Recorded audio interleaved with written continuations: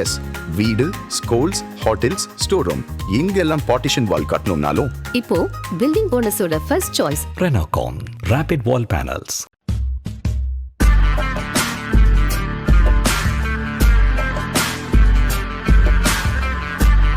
வணக்கம் ஜெயன். இன்றைக்கி நம்ம சேனலில் சைனாவுடைய கிரேட் கேம் அதை பற்றி ஒரு டீட்டெயிலாக ஒரு வீடியோ பார்க்க போகிறோம். சைனாவுடைய கேம் என்ன அப்படின்றது பிட்ஸ் அண்ட் பீசஸில் பார்த்தா கண்டிப்பாக புரியாது. ஒரு டீட்டெயில்டான ஒரு ஆய்வு இது. ஸோ இதுக்கு ஹட்சன் இன்ஸ்டியூட் ஆஃப் ரிசர்ச்சோட ஒரு மிக முக்கியமான ரிசர்ச்சர் மைக்கேல் சோப்லிக் அவர்கள் பல கருத்துக்களை பேசியிருக்காரு. அதை பேஸ் பண்ணி ப்ளஸ் நம்மளோட இன்புட்டையும் சேர்த்து ஒரு தொகுத்து வழங்கணும். இது ஃபுல்லாக பாருங்கள். இப்போது ஹட்சன் இன்ஸ்டியூட்டோடைய ஒரு சீனியர் ஃபெலோவாக இருக்கக்கூடியவர் மைக்கேல் சோப்லிக். சைனாவை ரொம்ப ஃபாலோ பண்ணக்கூடியவர். பல புத்தகங்களில் அவர் வந்து பிரசுரிச்சிருக்காரு, ஆர்டிகல்ஸு. இப்போ அவர் என்ன சொல்கிறாரு அப்படின்னு பார்த்தீங்கன்னா, சைனாவுடைய ஜியோ பொலிட்டிக்கல் மோட்டிவ் என்ன, சைனா என்னவா ஆகணும்னு நினைக்குது அப்படின்றது ஃபஸ்ட்டு அவங்களுடைய ஸ்ட்ராட்டஜி அப்படின்றது பிஆர்ஐ தான், பெல்ட் அண்ட் ரோடு இனிஷியேட்டிவ். இப்போது ஒரு பக்கம் இன்றைக்கி உலகத்தை ஆழ்ந்து கொண்டுட்டு இருக்கக்கூடிய அமெரிக்கா டிக்ளைன் ஆகிட்டு இருக்காங்க, அது வேறு விஷயம். அமெரிக்காவுடைய ஒரு இதை எடுத்தீங்க அப்படின்னா, நேட்டோ நாடுகளை உங்களுக்கு நாங்கள் செக்யூரிட்டி தரோம்னு சொல்லி ஒரு மிலிட்ரி பேஸ்ட் அலையன்ஸை தான் அமெரிக்கா எப்பயுமே பில்ட் பண்ணியிருக்கிறாங்க. இன்வெஸ்ட்மெண்ட்ஸ் எல்லாம் அதுக்கப்புறம் தான் வரும். இப்போ உதாரணத்துக்கு பார்த்தீங்கன்னா, பாகிஸ்தானுக்கிட்ட ஒரு மிலிட்ரி அலையன்ஸ் தான் இருக்கே தவிர அமெரிக்காவுடைய இன்வெஸ்ட்மெண்ட்ஸ்லாம் பெரிய லெவலில். இந்தியா வந்து வேறு. ஸோ அவங்கள பொறுத்த வரைக்கும் ஒரு தெளிவான வியாபாரம், எந்த நாடு நல்லா இருக்கோ அங்கே இன்வெஸ்ட்மெண்ட்ஸ் பண்ணுவாங்க. தேவையான அளவுக்கு இராணுவ தளவாடங்களும் அவங்ககிட்ட கொடுப்பாங்க. பட் எல்லா நாடுகளுக்குமே பார்த்தீங்க அப்படின்னா இராணுவ தளவாடங்களை கொண்டு போய் வைப்பாங்க. கிட்டத்தட்ட 800க்கும் அதிகமான இராணுவ முகாம்கள், அதாவது இராணுவ மையங்கள், மிலிட்ரி பேசஸ் உலகத்திலே ஒரு நாட்டுக்கு இருக்குன்னா அது அமெரிக்கா மட்டும்தான்.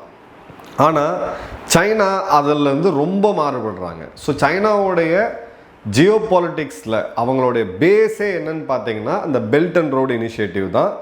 இந்த பெல்ட் அண்ட் ரோடு இனிஷியேட்டிவில் அவங்களுடைய சித்தாந்தமும் இருக்குது, அவங்களுடைய கட்சியோடைய சித்தாந்தமும் இருக்குது. ப்ளஸ் கேபிட்டலிஸ்டிக், அது கம்யூனிஸ்ட் நாடுன்னு சொன்னால் கூட ஒரு கேபிட்டலிஸ்டிக் நாடு தான் அது. அவங்களுடைய ஜியோ பொலிட்டிக்கல் மோட்டிவுமே இருக்குது. இப்போ இந்த இடத்துல நம்ம கைட்டாக கவனிக்க வேண்டியது, இந்த கிரேட் கேமில் ப்ரைமரியாக இருக்கிறது பெல்ட் அண்ட் ரோடு இனிஷியேட்டிவ் தான். ஸோ சீனா எந்த நாட்டுக்கிட்ட போனாலும் சரி, கென்யாவாக இருக்கட்டும், பங்களாதேஷாக இருக்கட்டும், எந்த நாட்டுக்கிட்ட போனாலும் அவங்க ஃபஸ்ட்டு பேசக்கூடியது connectivity, road, rail, port, bridge, இந்த மாதிரியான கட்டமைப்புகள் தான் அவங்க உள்ளே போவாங்க. ஸோ உள்ளே போன பிறகு அந்த ஒப்பந்தம் போடப்படும். ஒரு பெரிய ப்ராஜெக்டாக அந்த நாட்டில் கொண்டு போய் சேர்ப்பாங்க. அந்த ப்ராஜெக்டை செய்கிறது, அதுக்குண்டான நிதியுதவி வந்து சைனா கொடுக்கும். ஸோ உங்கள் பாக்கெட்டில் காசை போட்டாச்சு. அதன் பிறகு அதுக்கு வட்டி அவங்ககிட்டருந்து வாங்குவாங்க. ஸோ அந்த பிஸ்னஸ்க்கு உண்டான ரிட்டர்ன்ஸ் அவங்களுக்கு சைனாவுக்கு வருது.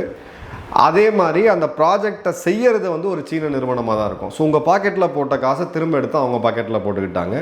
ஒரு வேலையை உங்களால் கட்ட முடியல அப்படின்ற போது 91 வருஷம் லீஸ், அதாவது அந்த துறைமுகமோ அந்த இதுவோ உங்களுக்கு கைவிட்டு போயிடும். உதாரணத்துக்கு ஹம்பந்தோட்டை, இலங்கை. இப்போது இதில் அவங்களுடைய மிக முக்கியமானது வெறும் ரோடுன்றது நம்ம வெறும் ரோடாக மட்டும் பார்த்துட்டு இருக்கோம். டிஜிட்டல் சில்க் ரோடு, சைனாவுடைய பைடு சேட்டலைட் சிஸ்டம்ஸு, கான்ஸ்டலேஷன்ஸு, சீனாவுடைய ஹார்ட்வேரு, சீனாவுடைய சாஃப்ட்வேர். அடுத்தது பார்த்திங்கன்னா polar silk road, poles, north pole மற்றும் சவுத் போல்னு சொல்லக்கூடிய இந்த இடங்களில் உள்ளே கொண்டு போகிறது. அதன் பிறகு ஹெல்த் சில்க் ரோடு. இது பார்த்திங்க அப்படின்னா அவங்களுடைய கோர் ஃபோக்கஸ் அப்படின்றது ஃபஸ்ட் அண்ட் ஃபார்மோஸ்ட் இன்ஃப்ராஸ்ட்ரக்சர்னு சொல்லக்கூடிய நாட்டோடைய கட்டமைப்பு. அதன் பிறகு டெலிகம்யூனிகேஷன், சைனாவுடைய மொபைல், சைனாவுடைய 5G, சைனாவோட 6G, சைனாவுடைய மொபைல் டவர்ஸ், டெலிகம்யூனிகேஷன் நெட்வொர்க் எல்லாமே. அதன் பிறகு பார்த்திங்கன்னா பிஸ்னஸுக்கு தேவைப்படக்கூடிய இன்ஃப்ராஸ்ட்ரக்சர், ஸ்பெஷல் எக்கனாமிக் ஜோன் போன்றது. அப்புறம் ஃபெஸ்டிவல்ஸ், ஃபிலிம் ஃபெஸ்டிவல்ஸ். இன்றைக்கி உலகம் முழுக்க இருக்கக்கூடிய ஃபிலிம் ஃபெஸ்டிவலை ஒரு காலத்தில் ஆண்டுகிட்டு இருந்தது அமெரிக்கா. இப்போது ஹாலிவுட்டே பார்த்திங்கன்னா கம்ப்ளீட்டாக சீனமயமாக இருக்குது. இதெல்லாம் அவங்க கிரேட் கேமுடைய ஒரு பாட்டு. ரெண்டாவது எடுத்தீங்க அப்படின்னா அவங்களுடைய சித்தாந்தம் மற்றும் அங்கே இருக்கக்கூடிய அரசு நடக்கக்கூடிய முறை. ஒரு பார்ட்டி, ஒரு ஆளுடைய கண்ட்ரோல், ஒரு பார்ட்டி. இந்த ஒரு பார்ட்டியை தவிர வேறு பார்ட்டி அங்கே கிடையவே கிடையாது. ஸோ அங்கே இருக்கக்கூடிய மக்கள் யாராக இருந்தாலும் கம்யூனிஸ்ட் சித்தாந்தத்துக்கு உள்ளே தான் வராங்க. அவங்க வந்து ஹேண்ட் சைனீஸாக இருக்கலாம், இல்லை அவங்க வந்து மஞ்சூரியன் சைனீஸாக இருக்கலாம். யாராக இருந்தாலும், எந்த மதமாக இருந்தாலும் அடிப்படையாக ஒரு கட்சியோடைய ஆட்சி. ஓகே, ஒரு கட்சியிலையும் பார்த்தீங்கன்னா இன்றைக்கி இருக்கக்கூடிய நிலைமையில் 2010 பிறகு ஷி ஜின்பிங் தான் அந்த நாட்டோடைய நிரந்தர அதிபர். ஷி ஜின்பிங்காக விட்டு போகிற வரைக்கும் அவர் தான் அதிபர். ஸோ இந்த இடத்துல சைனாவுடைய இந்த இண்டஸ்ட்ரியல் மற்றும் ஜியோ பொலிட்டிக்கல் ஸ்ட்ராட்டஜியில் இது வந்து இன்சப்பரபிளாக இருக்குது அப்படின்றது ஒரு மிக முக்கியமான கருத்து. இன்சப்பரபிள்னால் இதை பிரிக்கவே முடியாது. ஸோ வேற ஒரு நாட்டோடைய பிரதமரோ இல்லை ஒரு சிறு நாட்டுடைய பிரதமரோ போகும்போது அவங்க ஒரு சிற்றரசர் பேரரசரை பார்க்க போகிறாரு அப்படின்ற அந்த ஈக்குவேஷன் தான் சைனா கிட்ட இருக்கும். ஸோ ஈக்குவலாக சரிசமமாக வச்சு உட்கார வச்சு பேசுகிறதெல்லாம் பார்த்தீங்கன்னா கண்டிப்பாக கிடையாது. அடுத்தது அந்த அதே மாதிரியான அத்தாரிட்டிசம் எப்படி வந்து இப்போ அமெரிக்கா ஜனநாயகத்தை ப்ரொமோட் பண்ணுறேன்ட்டு போகிறாங்களோ, சைனாவோடைய விருப்பம் அப்படின்னு பார்த்தீங்கன்னா ஒரு ஆள் இருக்கணும், ஸ்ட்ராங்காக இருக்கணும், எல்லார்கிட்டையும் கண்ட்ரோலில் இருக்கணும்னு சொல்லிட்டு. இப்போ சமீபத்தில் இலங்கையில் வெற்றி பெற்ற ஏகேடி அவர்களாக இருக்கட்டும், யாராக இருக்கட்டும், இப்போ இலங்கையில் நிறைவேற்றப்பட்ட சட்டங்கள்லாம் பார்த்தீங்கன்னா நீங்கள் அதிர்ந்துருவீங்க. இத்தனைக்கும் ஒரு கம்யூனிச பின்புலத்துலேருந்து வரக்கூடியவர் இன்னைக்கு இலங்கையில் நடந்த அந்த சமீபத்தில் நடந்த பெருவெள்ளம் பேரழிவில் அரசாங்கத்துக்கு எதிராக யார் யாரெல்லாம் வந்து பதிவுகள் போட்டாங்களோ அவங்களெல்லாம் வந்து எந்த விதமான காரணமே இல்லாமல் அரெஸ்ட் பண்ணி தூக்கி உள்ளே வைக்கிற அளவுக்கான சட்டங்கள் மாறி இருக்கு. இந்த சித்தாந்தம், அதாவது ஒரு ஆள் கண்ட்ரோல் ஒரு கட்சி கண்ட்ரோல் அப்படின்ற இந்த சித்தாந்தத்தை அவங்க கிட்ட இருக்கக்கூடிய இன்ஃப்ளூயன்ஸில் வரக்கூடிய எல்லா நாடுகள்லையுமே அவங்க திணிக்கிறாங்க. சைனாவுடைய ஆதரவு பெற்ற நாடுகள் எல்லாமே பார்த்தீங்கன்னா உங்களுக்கு தெரியும். உதாரணத்துக்கு இப்போ இருக்கக்கூடிய அந்த அசீம் முனீர் பாகிஸ்தான், அதுக்கப்புறம் சைனா ஆதரவு கொடுத்துட்டு இருக்கக்கூடிய மிலிட்ரி ஜுண்டா மியான்மார். மிலிட்ரி ஜுண்டா அப்படின்றது அவங்களுடைய இராணுவ ஆட்சி, அதுக்கு தான் வந்து சைனா வந்து அதிகமாக சப்போர்ட் பண்ணுறாங்க.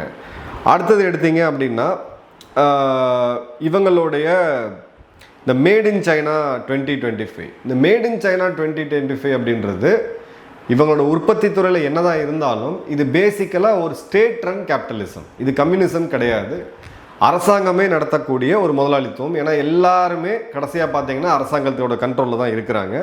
இது அவங்களுடைய சைனீஸ் கம்யூனிஸ்ட் சித்தாந்தத்திலிருந்து மாறுபட முடியாது. இது எல்லாமே ஒன்றிணைந்தது. ஸோ சைனா உங்ககிட்ட வராங்கன்னா பெல்ட் அண்ட் ரோடு வச்சுட்டு தான் வருவாங்க.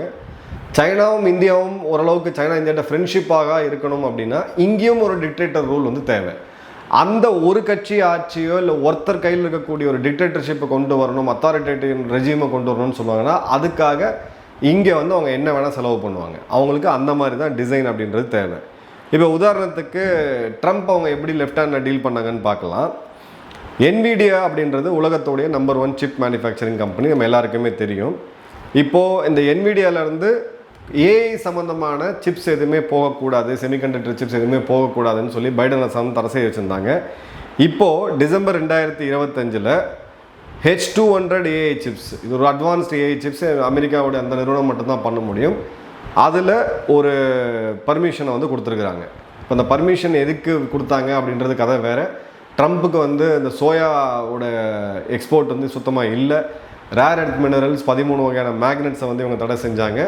ட்ரம்ப்பை வந்து கையை முறுக்கினாங்க. இந்த சிப்ஸை வந்து தூக்கி கொடுத்துட்டார் அவர், H200ன்னு சொல்லக்கூடிய ஏஐ சிப்ஸு. இப்போ அமெரிக்காவுக்கு இந்த என்விடியா சைனாவுடைய சேல்லேருந்து 25% அமெரிக்கா அரசாங்கத்துக்கு வருது. இப்போது டெமோக்ராட்ஸாக இருக்கக்கூடியவங்க, எதிர்கட்சியாக இருக்கக்கூடிய டெமோக்ராட்ஸு அவங்க எல்லாருமே சொல்கிறாங்க இந்த சிப்ஸ்லாம் ஏஐக்கெல்லாம் அவங்க பயன்படுத்த போகிறது கிடையாது, இது எல்லாமே அவங்களுடைய இராணுவ மிலிட்ரியில் தான் பயன்படுத்த போகிறாங்க. அது நம்மளை வீழ்த்துறதுக்கான ஒரு மிகப்பெரிய இது, தடுத்து நிறுத்தணும், இதை வந்து பண்ணக்கூடாது அப்படின்னு சொன்னாங்க. பட் பார்த்தீங்க அப்படின்னா இந்த H22 சிப்பு தடை இருக்கும்போதே அவங்க அதுக்கு ஆல்டர்னேட்டாக போக ஆரம்பிச்சிட்டாங்க. ஸோ ஆல்டர்னேட்டாக போகிறன்ற போது ஃபஸ்ட்டு சீனா மேலே வைக்கப்படக்கூடிய மிகப்பெரிய குற்றச்சாட்டு IP theft, intellectual property theft. ஒரு புது கண்டுபிடிப்பு, அதை திருடுறது, அது அப்படியே. இப்போ அவங்க சமீபத்தில் ஷியோமின்னு சொல்லக்கூடிய அந்த மொபைலோடைய லேட்டஸ்ட் வெர்ஷனை நீங்கள் எடுத்து பார்த்தீங்கன்னா அப்படியே iPhone 17 Pro Maxோட எல்லா ஃபீச்சரையும் காப்பி அடித்து கொடுத்துருப்பாங்க. டிசைன் உட்பட ஒரு பெரிய ஒரு இதுவே தெரியாது. ஸோ இவங்க காப்பி அடிக்கலாம், ரிவர்ஸ் இன்ஜினியரிங் பண்ணலாம், சாமவேத தண்டம் நம்ம சொல்லுவோம். எந்த வழியிலையாவது தங்களை வளப்படுத்திக்கணும்னு பார்க்கக்கூடிய ஒரு நாடு. ஸோ இவங்களுடைய நம்பகத்தன்மையுமே வந்து ஒரு மிகப்பெரிய ஒரு கேள்விக்குறியாக இருக்குது. இப்போ இந்த ஏஐ சிப்ஸ் அப்படின்றது அவங்களுடைய மிலிட்ரிக்கு ஒரு பெரிய ஒரு இதுவாக போகும். அது தவிர இந்த ஏஐ சிப்ஸ் அவங்க வந்து ரிவர்ஸ் இன்ஜினியரிங் பண்ணி இதை வந்து மாஸ் ப்ரொடியூஸ் பண்ண ஆரம்பிச்சிருவாங்க. மாஸ் ப்ரொடியூஸ் பண்ணாங்கன்னா என்விடியாவுடைய அந்த மோனோபோலியும் போயிடும் அப்படின்றது தான் மிக முக்கியமான பாயிண்ட்டு. அதே மாதிரி பார்த்தீங்கன்னா இந்த இடத்துல ஒரு சிலிக்கான் ஷீல்டு, சைனாவை தடுத்து வச்சுட்டு இருக்கக்கூடிய ஒரு மிகப்பெரிய நாடு எதுன்னு பார்த்தீங்கன்னா தைவான் தான். அளவில் குட்டியாக இருந்தாலும் இந்த செமிகண்டக்டர் மேனுஃபேக்சரிங் அப்படின்றது நீ சைனாவுடைய மிலிட்ரி, எலக்ட்ரிக் வெஹிக்கிள், சோலாரில் ஆரம்பித்து கம்யூனிகேஷன்லேருந்து எல்லாத்தையும் இயக்கி கொண்டு இருக்கிறது அந்த செமிகண்டக்டர் தயாரிக்கக்கூடிய நாடுன்னு பார்த்தீங்கன்னா தைவான் தான். ஸோ தாய்வானோட வீழ்ச்சி ஏதோ ஒரு நாட்டில் குட்டி நாடு சைனாட்ட வீழ்ந்துன்னு பார்க்க முடியாது. தாய்வானோட வீழ்ச்சி அப்படின்றது இந்தியாவிலேருந்து எல்லா உலக நாடுகளையும் பாதிக்கும். ஸோ அந்த நாடு எக்காரத்து கொண்டும் விழக்கூடாது அப்படின்றதான் இன்றைக்கி இருக்கக்கூடிய வரலாற்று நிர்பந்தம் வந்து. அடுத்தது பார்த்தீங்க அப்படின்னா இவங்களுடைய டெக்னாலஜி.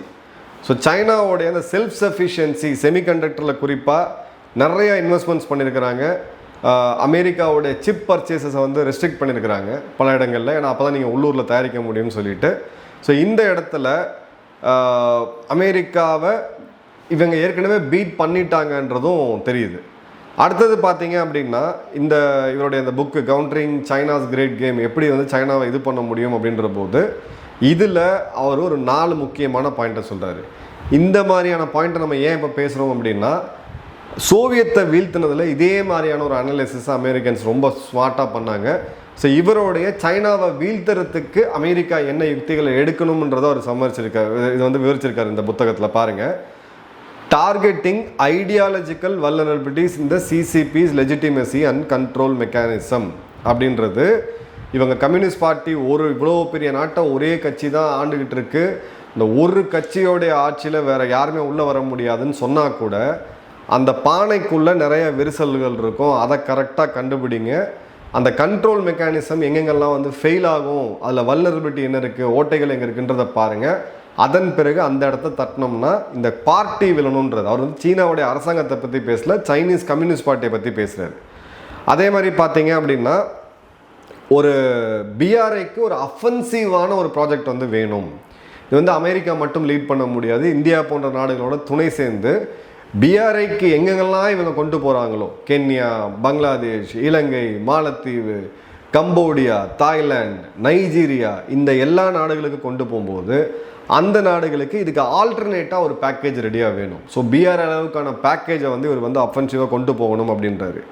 அதே மாதிரி பார்த்தீங்க அப்படின்னா ப்ரூடன்ட் பிரிங்க்மன்ஷிப் அப்படின்ற வார்த்தையை வந்து பயன்படுத்துகிறாரு.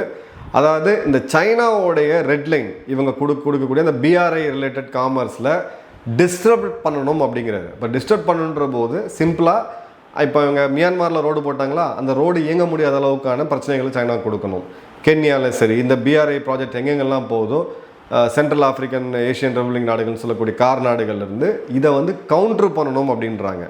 அதே மாதிரி பார்த்தீங்க அப்படின்னா எந்த விலை கொடுத்தாலாவது டெமோக்ராட்டிக் பார்ட்னர்ஸை பாதுகாக்கணும். குறிப்பாக தாய்வான். இப்போ டெமோக்ராட்டிக் பார்ட்னர்ஸில் உலகத்திலேயே மிகப்பெரிய ஜனநாயக நாடு இந்தியா தான்.